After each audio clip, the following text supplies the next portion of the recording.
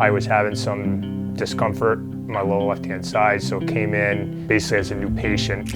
When I first came in, I had just had surgery on my right hand, and I am right-handed. Of course, I have a ton of paperwork to fill out, and I'm like, I couldn't write. And to try to do things left-handed was just a joke. So one of the dental assistants helped me fill out the paperwork, which I thought was amazing.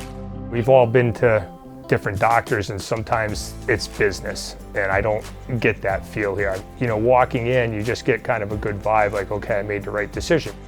Unfortunately, I was a mess when I came here, basically. I was disappointed in my previous dentist because I thought I was getting good treatment, and it seems like it wasn't that way. I was just paying a bill, basically. Here, I have a comfort level. I do trust them that what I'm being told and the treatment that I'm receiving is actually what I need.